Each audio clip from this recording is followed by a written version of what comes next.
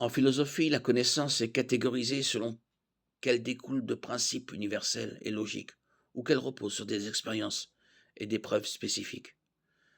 La différence entre ces deux types de connaissances, dans les grandes lignes, trace la ligne de démarcation entre la connaissance a priori et la connaissance a posteriori. Lorsqu'une affirmation peut être évaluée entièrement par la logique ou des vérités universelles, il s'agit d'un concept a priori.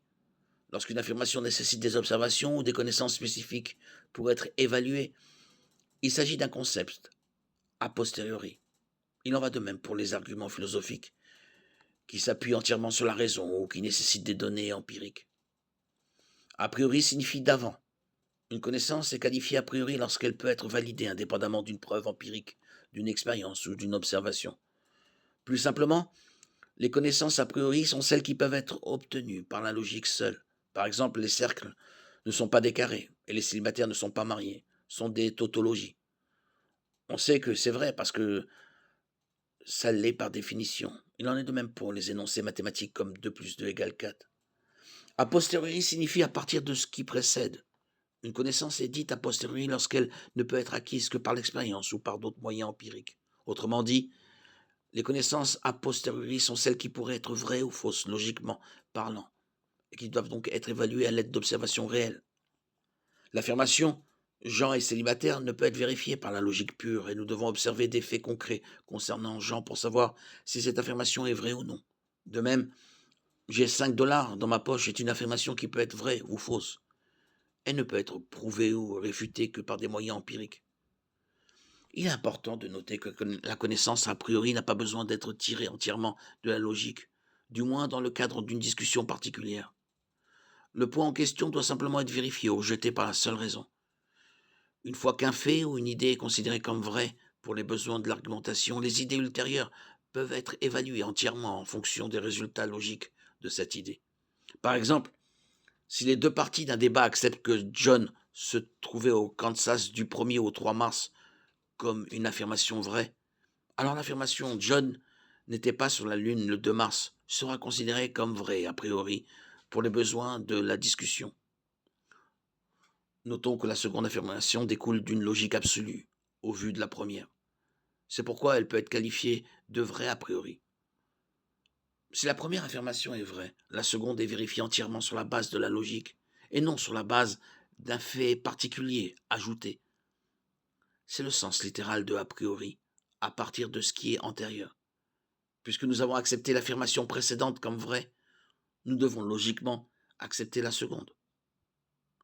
La différence entre a priori et a posteriori devient importante lorsqu'il s'agit de confirmer ou de réfuter certaines idées. En règle générale, la première étape consiste à examiner une affirmation pour vérifier si elle est confirmée a priori. En bref, s'il s'agit d'une affirmation qui se réfère à elle-même ou qui est logiquement nécessaire. Si c'est le cas, elle est prouvée a priori comme vraie. Et cela ne rend pas nécessairement cette connaissance utile, mais cela signifie que la valeur de vérité d'une telle affirmation n'est pas sujette à débat. Si elle n'est pas vraie a priori, l'étape suivante consiste à se demander si l'affirmation est autocontradictoire ou logiquement impossible. Si c'est le cas, elle peut être rejetée a priori comme fausse. Si une affirmation ne peut être évaluée a priori, elle doit être examinée à l'aide de preuves ou d'observations supplémentaires. Il s'agit alors d'une connaissance a posteriori. La plupart des affirmations, dans la plupart des cas, nécessitent un certain niveau d'information empirique pour être examinées. Si une affirmation n'a pas été explicitement reconnue comme a priori, c'est qu'elle l'est a posteriori, comme la majorité des connaissances humaines qui sont a posteriori. Le terme a priori est le plus souvent utilisé, en logique et dans les débats. La possibilité de qualifier quelque chose de connaissance a priori est une distinction importante. En revanche, il est rare qu'une idée soit explicitement qualifiée d'a posteriori.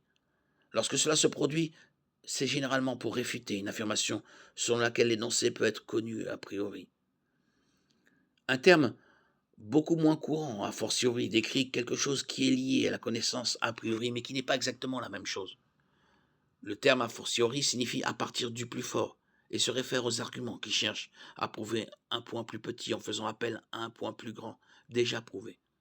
Par exemple, si un homme dit qu'il peut se permettre de dépenser 100 dollars, nous supposons qu'il peut se permettre de dépenser 10 dollars. Si boire une gorgée d'un liquide est mortel, Nous supposons que boire une tasse entière est également mortel. Si un homme peut retenir sa respiration sous l'eau pendant 3 minutes, nous supposons qu'il est capable de retenir sa respiration pendant 1 minute. Si donner un coup de poing à quelqu'un est considéré comme un péché, nous supposons que le poignarder est également un péché. Lorsque nous défendons un point spécifique sur la base d'une idée établie plus générale ou plus large, nous utilisons des arguments a fortiori. Dans le dialogue courant, nous utilisons souvent des expressions telles que à plus forte raison ou d'autant plus. Il s'agit en termes généraux d'un appel à la logique a fortiori, et les exemples donnés pourraient tous être formulés en utilisant ce type de langage. Techniquement parlant, les arguments a fortiori ne sont pas aussi infaillibles que les affirmations véritablement a priori.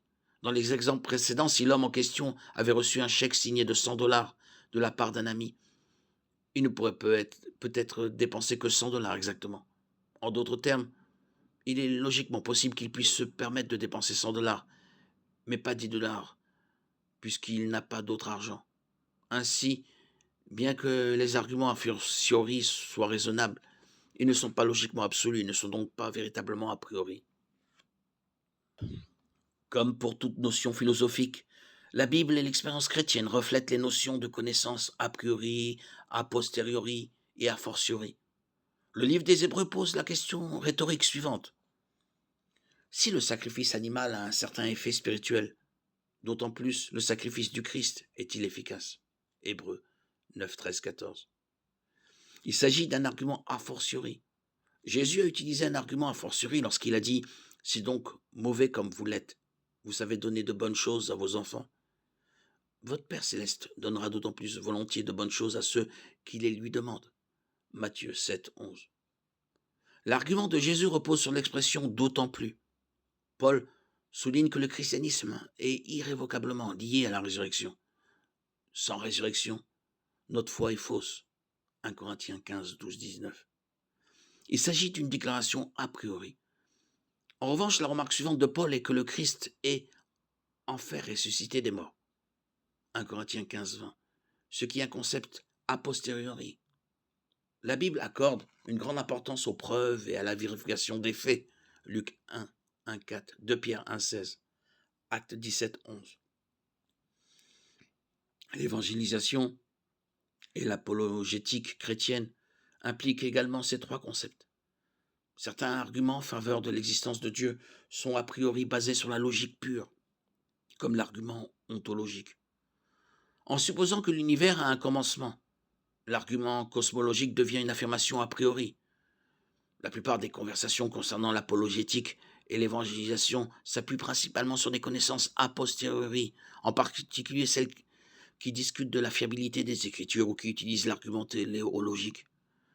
Les discussions sur la façon dont la justice humaine et le besoin de moralité font écho aux caractéristiques d'amour et de sainteté de Dieu sont une forme d'argumentation a fortiori.